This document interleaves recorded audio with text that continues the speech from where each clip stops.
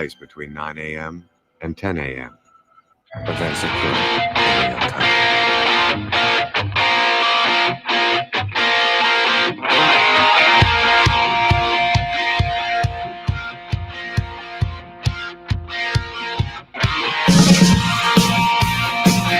Good morning, everyone. Welcome to PC Radio Live. Yeah, that's right. It's January 20th. It's 2021. Or 2022. Sorry, scratch that, folks. Don't listen to me. I'm not, I never claim to be someone who necessarily got the date and time correct every single time. Actually, if you go back in time to some of the earlier episodes of this program, you'll notice I very clearly state do not trust my opinion when I say the date and the time. So, but I have checked. It is January 20th, and it is in fact 2022, which means January 20th.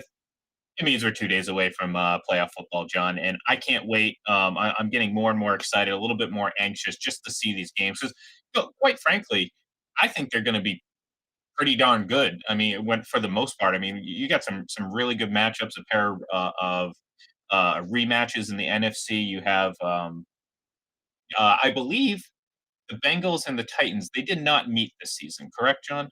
I should have probably right. checked. They didn't meet. That's the only game this week that's not a rematch. The other Correct. ones Okay. are, and really, to be honest with you, the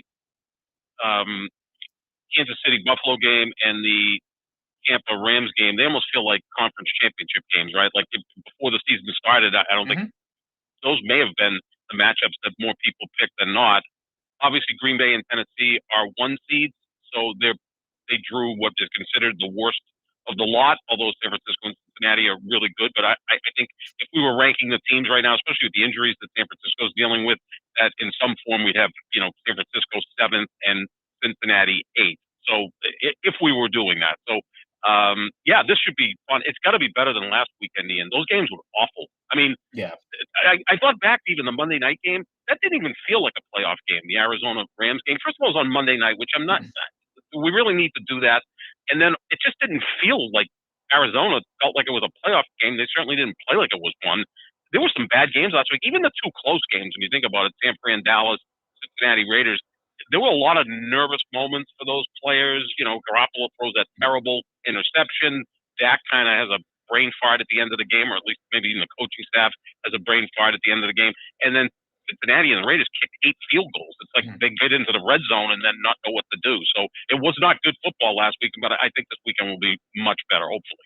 Well, the good thing is since it was wild card weekend, I think the excitement of just the what was happening, the playoff start, and I think kind of it shielded us a little bit from noticing the bad football. Although in some cases it was hard not to notice. Again, I hate to bring it up, but that Patriots Buffalo game was not what I expected. I mean, look.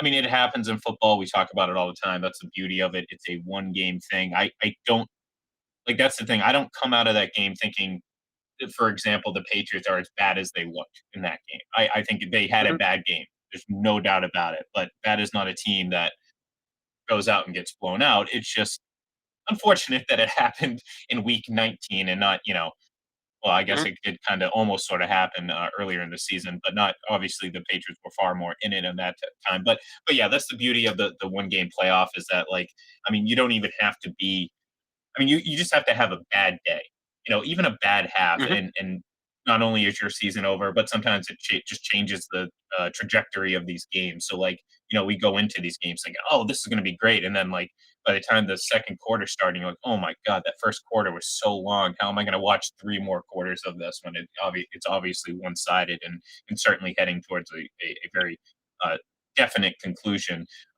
with a very definite outcome, rather.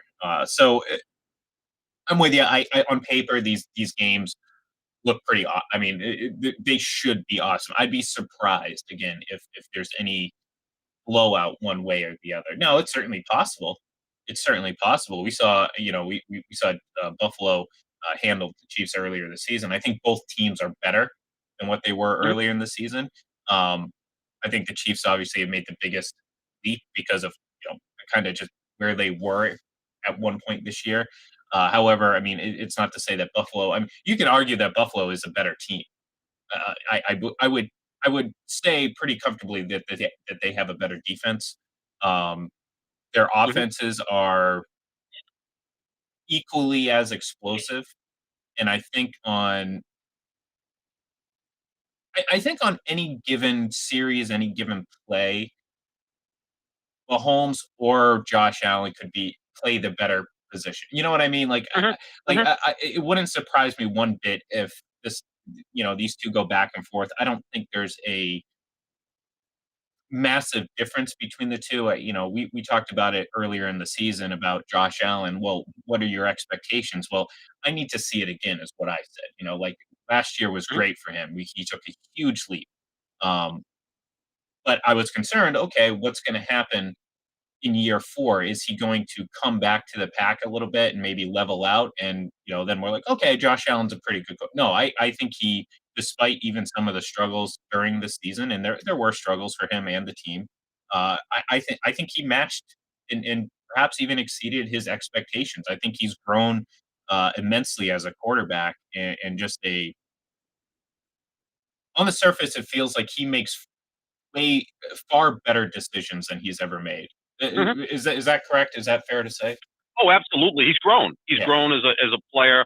The thing is, both of these quarterbacks, and I hate using these cliches, but sometimes it's the easiest thing to go to.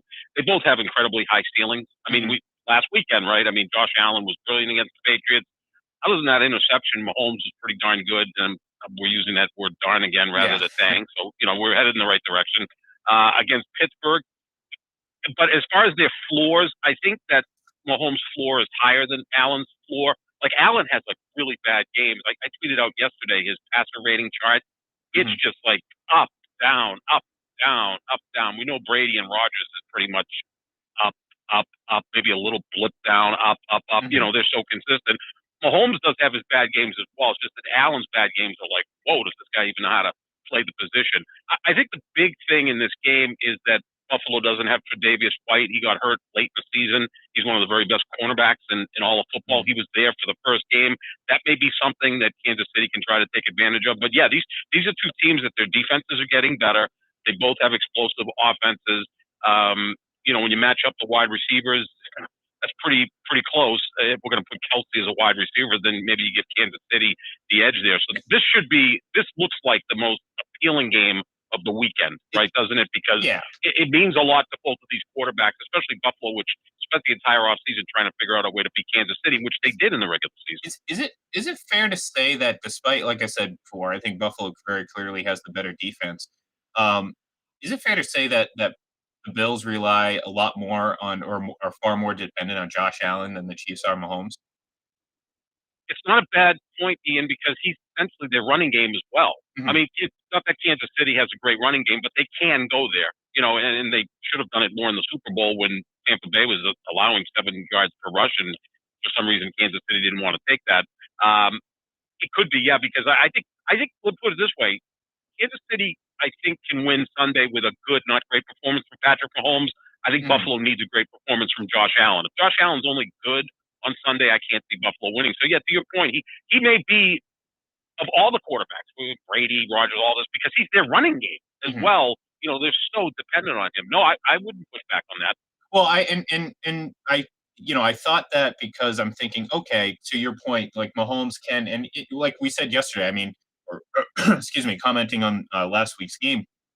I mean, hell, if you get a halfway competent team out there, the Chiefs at some point are likely playing from behind. Doesn't mean that they're going Mhm. to lose, but Right. with Pittsburgh, it just didn't materialize the way it probably should have, because they had plenty of opportunities early on. Um, if Josh Allen is on his game, the Chiefs can't do that. They will fall. They will Mhm. fall behind and probably not win. Um, but like Josh has to be great. We both agree. I think that Tyreek Hill and Travis Kelsey are two of the biggest difference makers, Mhm. non-quarterbacks on offense, and what they can do on the football field, and what they can create, which does in a way make Mahomes' life a little bit easier. No knock on Stephon Diggs; he's a hell of a receiver. I feel like I don't know. I just get the impression that the Bills are just so more reliant on greatness from Josh Allen. Um, Mhm. despite having a better defense. I mean, there's no doubt that they have a better defense, but we just know how important the quarterback position is in this league, and Josh Allen is playing it at a very high level right now. So that's going to be a lot of fun to watch. That's gonna kick off or close out the weekend Sunday night. So, but before that, John, before that, we get a pair of matchups on Saturday. First, Bengals and Titans. That's usually kind of the kickoff game. Okay, you got Bengals and Titans. That should be pretty fun. Looks like Derrick Henry's gonna be back, which will be interesting. Perhaps you have Joe Mixon in there, so two of the very best running backs in the game. Um, Mhm. Obviously, you have talent. Tennessee offensively, AJ Brown, Julio Jones. Not quite the Julio Jones of old, but still Julio Jones. And then obviously on the flip side, Jamar Chase and so on and so forth. So that's going to be interesting. But of course, the big matchup Saturday night, John, is Mr. Joe Montana. Mr. Rodgers? Yeah, Mr. Rogers. I almost said that, then I was like, no, I don't even want to call him Mr. Rogers. Different spelling. Yeah, Different spelling. a little bit, no D in there, and a little bit of a different type of person. Could you picture a Mr. Rogers with Aaron Rodgers, just like sipping scotch, with his feet up, showing you his broken toe, and like being cynical and judgmental, and you notice how that hasn't been that hasn't been an issue the last couple of weeks. So just wait. You'll get a text from me the moment they start mentioning it. If he struggles a little bit on Saturday, they're going to start bringing it up. I guarantee you, it's going to be like, oh, I wonder if that toe is bothering him. I'm like, get the hell out of here with that. Okay. It's going to be 11 degrees. It's going to be 11 degrees to kick off. Everyone's toe. No one's going to feel their toes on Saturday night, which is good for the Packers because they're such a great cold weather team.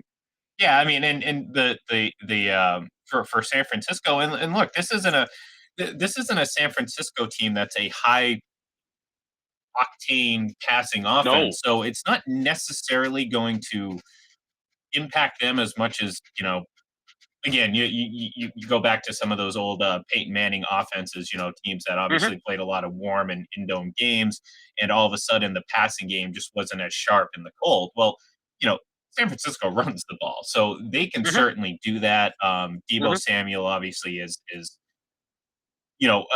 probably the biggest X factor in this game, maybe for both teams, because if he becomes that game changer in this game, that's going to be tough for that, because then I think the Packers obviously are going to be playing out of their comfort zone, and that could cause some problems. So it looks like Bosa, Warner, and Jimmy Garoppolo are obviously going to be healthy enough to play. They were out there practicing yesterday, I believe, and likely be out there today, I would assume. But I think that's going to come down to the very end. I don't think this is going to be a one-sided affair either way. Maybe we get a couple lead changes in this, but I think this is going to be a pretty, hopefully, see your breath type of game. Those games where you can see the highlights and all, the linemen, you can just see in unison all the breath blowing out, at the same time, and that's what we're going to see. It's going to be cold, maybe low scoring. Maybe it's going to be a grinded out, slow. We know how the Packers offense is very slow tempoed for the most part. I think San Francisco is going to slow it down a little bit, obviously, because of the cold and the fact that they run the ball well. So I'm definitely eager to see that one. I'm glad. Yeah, San Francisco's kind of built for cold weather, right? They're a physical team. They run the football. They can put pressure on the quarterback with 4, right? I mean, Nick Bosa is a game changer. He's just a sensational player. I think he's even slightly better than his brother Joey, who's also a game changer. I mean, the Bosa boys are both exceptional. So that's an issue. Rodgers 0-3 in his career against San Francisco in the playoffs, but 2 of those came earlier, against Jim Harbaugh and that San Francisco team, which I think was better than this San Francisco team. It was just a deeper roster. I mean, they were really, really talented. The weather could be a factor. Also, Garoppolo's dealing with all sorts of injuries and dealing with a labrum, a shoulder, a wrist, the thumb. I think it's going to really impact him quite a bit. Not easy to throw the football in the cold weather, and then when you that much more embarrassing when Rodgers and the Packers lose. Oh yeah, no, I'm setting up the excuses already. I know. No, you've been lined up. You've been laying those bricks since Sunday night. Oh man, it's like a pyramid with me. Yeah. But no, I mean, look, and Green Bay's getting healthier at the right time. I don't know who's going to play of the missing stars. Is Jair Alexander going to play? Is Darius Smith going to play? Will Bakhtiari play? Josh Myers? I mean, those are four really stud players that have missed a lot of time this year. Are they going to play? Is Randall Cobb going to be out there to give Rodgers, kind of his comfort zone slot guy that he likes to go to in big moments? I think the big difference in this game, why I think Green Bay is better equipped to go further this year, is A.J. Dillon. I mean, this is the type of game where Green Bay has a 6-point lead late.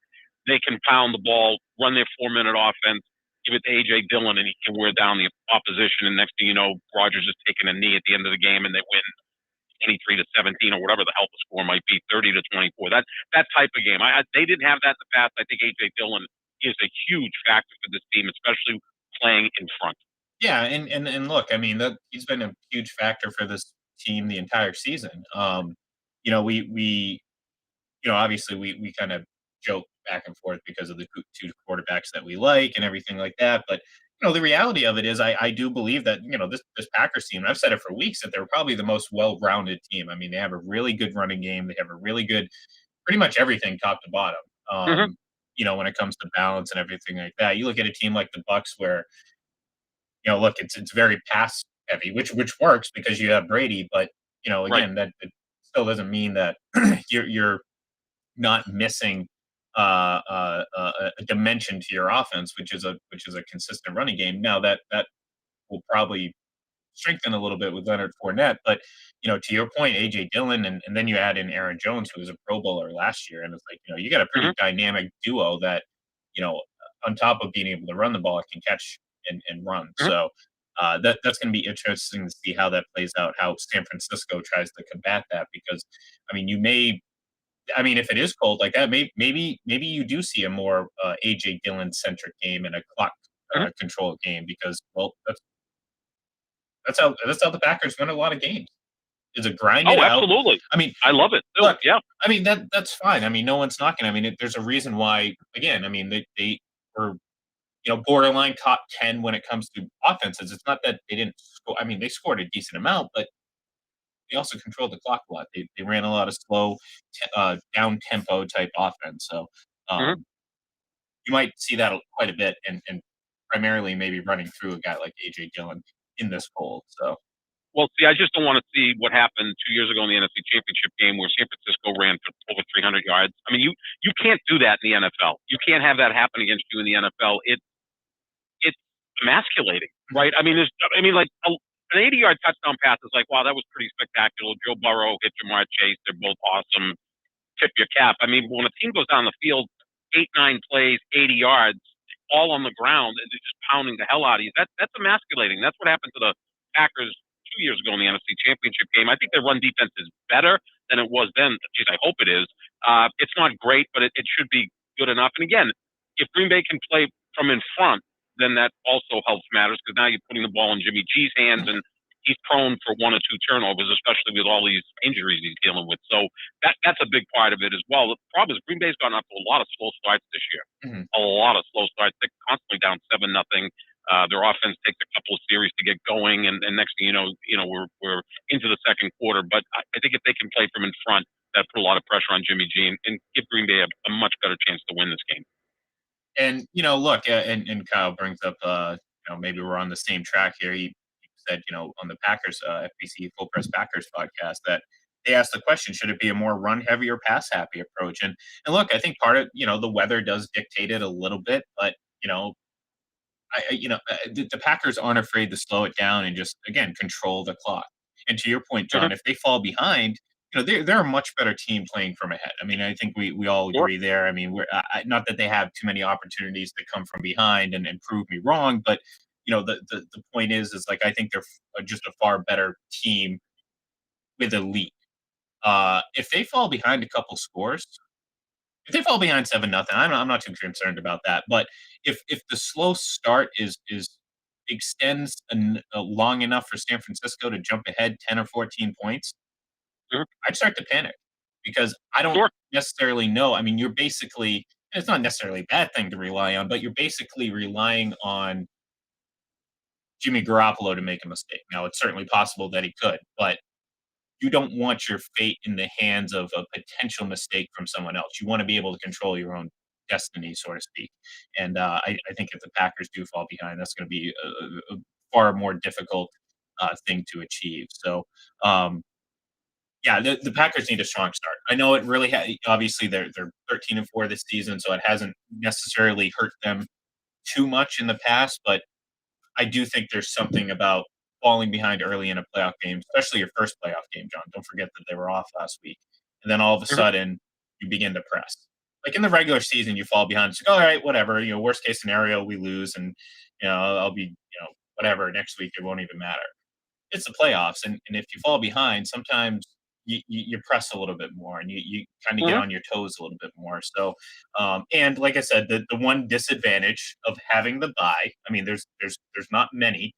The one disadvantage is sometimes that week off and that lack of playoff intensity against a team Mhm. that is coming off a game with a lot of playoff intensity can sometimes catch that team sleeping a little bit, and that could spell doom for the Packers. But I won't And give away my pick at right away.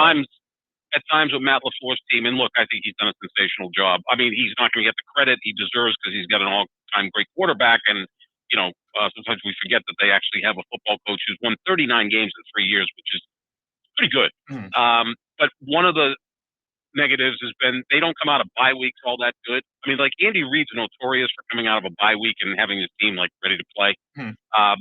Interestingly enough, Belichick's really not that great out of a bye week. I mean, we saw it this year when they had the bye week and lost to the Colts and looked flat and really never kind of recovered They, from they that. But used to be. They used to be. they used to, well, like yeah. yeah, in their early run, but like well, it's number 12 there. yeah, They well, take care of a lot of those problems. But LaFleur's been a little bit off on the bye weeks now. Give some blame to the players. I mean, you got to be ready to play. I mean, how much can you just blame the coach? But I think they'll be good. I like the way they handled Week 18 by playing their starters, half the game, so they didn't have another week off because they didn't need to win that final game. They had already clinched the 1 seed, so that was handled, I think, properly. They didn't sustain any injuries of note, so that's good. And again, the home field advantage is huge, especially this year when there's going to be 80,000 people in the stands. Mhm. That's a tough place to play. Although my guy is only 5-3 at home in the playoffs, which is another black mark against him. He lost to San Francisco in a game back in 2013. He lost to the Giants in 2011 when they were 15-1, and of course last year in the NFC Championship game against Tampa. It's like up until Michael Vick beat Brett Favre in 2002, Green Bay had never lost a home playoff game. it was, I'm like in the history of their yeah. franchise because first of all, for a lot of those years they had the best team, the best coach, and Vince Lombardi. So yeah, they won. But really, since Michael Vick, he kind of broke through. And let's not forget, Favre lost the NFC Championship game in 07 to the Giants. That looked like that was going to be an easy win for Packers. I mean, I was getting ready for Packers Patriots Super Bowl, and the Giants crashed the party. Yeah. But yeah, I mean, so that the home field advantage is great, but you got to take advantage of it, and you got to get ahead. And that's the important thing. And kind of to pile on a little bit here, but what look, Aaron Rodgers, he's facing a lot of pressure, both obviously normal. The most. Yeah, I mean, obviously normal every year playoff pressure, but personal pressure because they're supposed to win.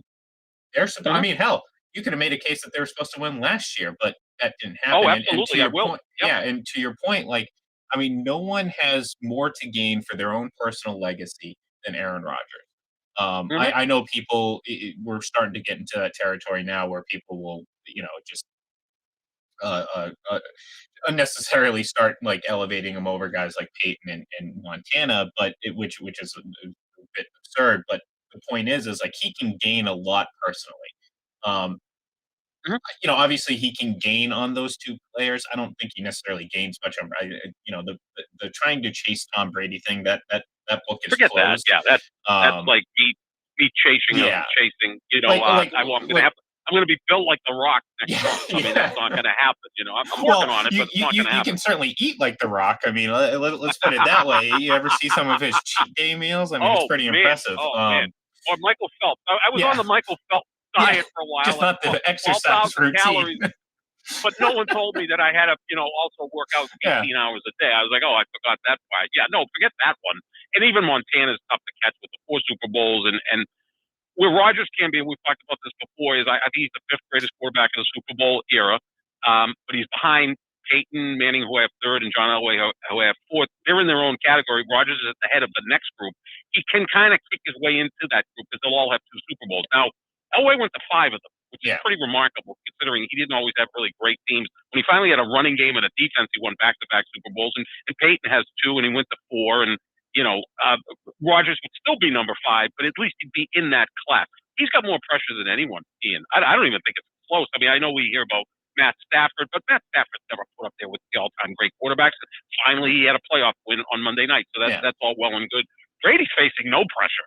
Like I said before, Brady could go out Sunday and throw the ball left-handed and throw 5 picks and probably still win the game. Well, what's the matter? 7 or 8?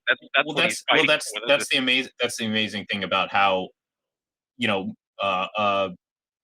micro commentary on individual seasons in a vacuum. How the discourse, the conversations we have, the proclamations we make. I mean, you wouldn't believe that Tom Brady didn't have any pressure if you listen to some of the people that talk. And it's like, how many times or how many years that we get some version of, well, if he does this, I mean, what can you say anymore? I mean, we've said that for 5 years now. And there. After Atlanta, I got there. Yeah, I even asked Seattle, to be honest with you. Once he won his 4th Super Bowl, I was like, okay, he's got as many as Montana, and he also went 2 more times, and he's had a longer career, and he's better. Like at that point, I'm like, that's good enough for me. Well, so the point is that in 5 years, or like when we come out of this drunken stupor that we're all in, me, you, Rodgers fans, Mahomes fans, when we wake up, it's like that Seinfeld bit, before one of the episodes where you just kind of wake up one day, like the first week of January, and you just realize that it's a damn tree in your house, and you're like, what the hell is going on here? Get the hell out of here. Well, that's what I think we're gonna do, where it's like you kind of wake up out of that stupor. Maybe Rodgers and Brady have retired. You're like, how did we ever try to put these two historically next to each other? And that's not an insult to either one of them, certainly not to Rodgers, but like it's ridiculous that the discourse during their playing career was, can Aaron Rodgers chase Tom Brady, or is he the GOAT? He's the most talented, or like parse any sort of title that you want. I mean, I've seen most gifted, most talented. We talked about quote unquote arm talent yesterday or the other day, so.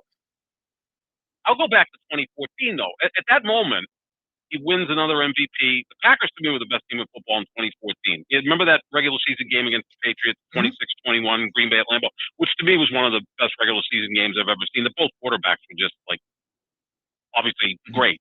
It was just a fantastic game. Lambeau, the Patriots, both were coming in with winning streaks, and it was a fantastic game. At that moment, I said it's his year to win the Super Bowl, and then he plays like crap against Seattle in the NFC Championship game. They can't recover an onside kick. He should have put the game away long before that wouldn't have even been a factor. If he gets to the Super Bowl and beats Brady at that moment, now it's 3-2, and one guy's ascending, and that's when it was there. But once Brady got to 4, and then Rodgers has never gone back to the Super Bowl. And again, I know it's a team sport, but quarterbacks get credit for wins and blame for losses. At that point, it's like, he can't catch him. That's ridiculous. No one can catch him. This is ridiculous. Well, going into last weekend, he had more wins or as many wins as the other 13 quarterbacks combined. Like, what are we doing here? Like, this is he is the greatest athlete in American team sports history. I will make that case. Now, if he wins again this year, that makes it even more ridiculous. Well, he's that great. Well, we get every single year we get the discussion. Last year was even more absurd because I think at one point someone put Tom Brady like 7th on the list of playoff quarterbacks entering the playoffs last year. I can't remember. It was probably like Chris Sims or something. It had to be Chris Sims or something Wright, stupid like guys, yeah. Actually, it might have been Nick Wright. Now that I think about my guy. Every year the question comes up, and it's always like, well, which quarterback do you trust most in the playoffs? And it's like, it's Brady, Rodgers, whoever. And it's always like, yeah, I know what Brady's done, but this is the year. And I'm just like, rinse, repeat every single year. We do this. Yeah, exactly. Like, look, again, this has nothing to do. This isn't an indictment on Aaron Rodgers. This is more of just the absolute respect and admiration for what Brady has done, and not just done in the past, but is currently doing. So, like, Right. those conversations are always silly. And I think when we look back in the offseason, like I said, when you come out of that season drunken stupor, and in this case, this is just like a generational long drunken stupor, because the discourse on quarterbacks has just been absolute. I mean, it's outrageous. I mean, you talk about a passer rating chart. I think we showed Carson Wentz, or saw Carson Wentz's a few weeks back, and it was literally up, down, up, down, up, down. That's where we're at when it comes to quarterback discussions, because it's very simple in my mind. I think we overly complicate these things, but at the end of the day, it's quite simple. We know we know, to kind of steal something from Nick Wright. If an alien came down from another planet, okay, and Mhm. I'm not gonna go any further than what he did, because the rest of his point was stupid.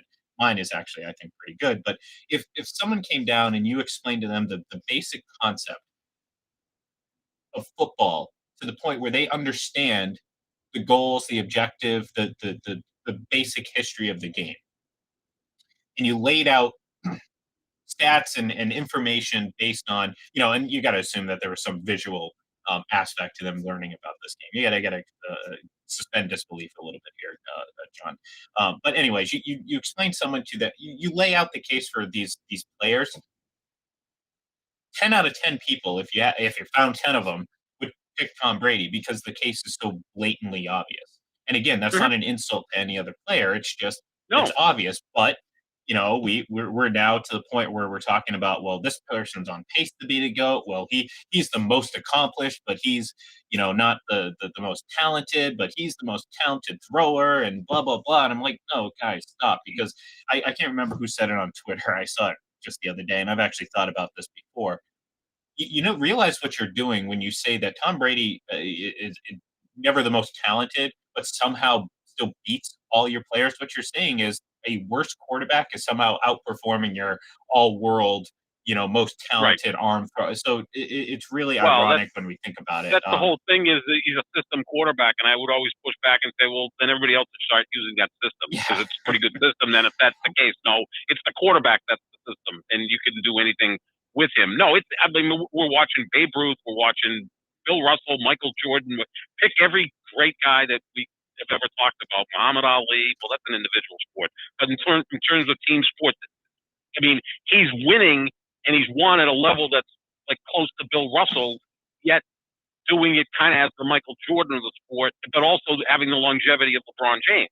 Mhm. I just picked like the three greatest players in the history of basketball, and Tom Brady's done something similar to all three. Like, how much more do you need of that? And like, one of my favorite things to say is, if he wins this year, which I hope he doesn't, by the way, because my I hope guy he needs a does. second Super Bowl. Well. Here's the thing, Ian. Even last year, I'm when we were greedy. talking about, well, of course you are, and I just want number two. I mean, he's only got 7. So, but last year when it got to the NFC Championship game, I was like, everything's set up for Green Bay. It's Tampa Bay Buccaneers, a warm weather team, and I'm like, there's only one reason I fear it, is because of him. Yeah. That's the only reason I fear it. And then again this year, if they meet in the NFC Championship game at Lambeau again, I'm going to be like, they should win, but that other guy's over there. Mhm. So yeah, all that stuff is interesting. But my favorite thing is, like I've said, Gretzky or Lemieux, the 3 greatest hockey players of all time, won 8 Stanley Cups. This guy would tie them with his I would 8 enjoy that. Lombardi trophy. But that just shows you, and like, we're talking about the 3 greatest hockey players of all time, right? And then this guy won as many championships as those, in a sport where it's one and done too. Like, you have a bad day, you lose. And they did against the Jets in 2010. They did against the Ravens in 29. That happens. Yeah, You know, no, it isn't. That's I don't know. I don't know what people are fighting. To me, just enjoy the damn thing. I mean, whether if this could be his last year, I doubt it. It seems like he, still enjoys what he's doing. well, and to that point, to the pressure point. So yeah, he has internal pressure. Like, he has pressure on. He's always, that's just Sure. what drives him. He's not facing pressure. But and before, to close the show out, I'll ask you, does the pressure get to Aaron Rodgers? Because I know Sure. we believe, and well, we know, we don't believe it, we know it. And Tom Brady can handle it. Right? It doesn't matter what you throw at him; he's going to be able to handle it. We've seen him do it for 20 years. Um, can Aaron Rodgers, and in this case, compounded by the fact that, again, he's late in his career and there's a lot of pressure for him to reach what many believe is what he's supposed to do. And Mhm. that's a lot of pressure for him on top of the normal playoff pressure. So I'll ask you this to close out the show: are you worried about that? And can that actually play a role in how he plays Sure. in this game? Absolutely, because I think with him, he overanalyzes things. I think that's one of his weaknesses. I think Peyton Manning also did that from time to time, and I think LeBron James does that from time to time. I think what Brady does better than anyone, kind of like Jordan did it, is they have like this tunnel vision, right? Where it's just with Brady, it's like the next play. Okay, 8 yard gain. Okay, let's get to the huddle. Let's get a good play. Let's get a 6 yard gain. The next thing you know, he trusts the process.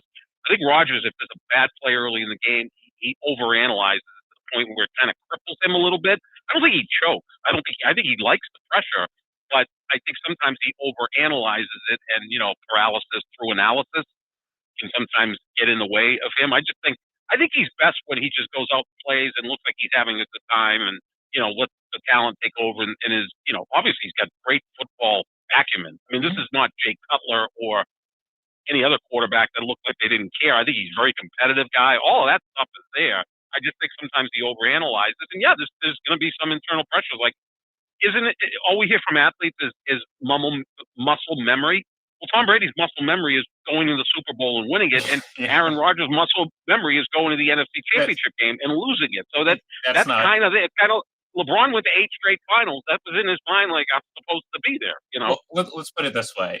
It's been since the 2012-2013 season that Tom Brady's gone more than a season without going to a Super Bowl. And we know it's obviously, Yeah. if they go or not this year, they went last year, so the streak will continue into next year. But think about that. Over the span of over a decade, he hasn't gone more than 2 years without going to the Super Bowl. That's absurd. Crazy. So Crazy. No, all this stuff is just like, that's why when people push back, I'm like, what? Well, sometimes the obvious answer is the right answer. well, that's what. Like, Yeah, just exactly.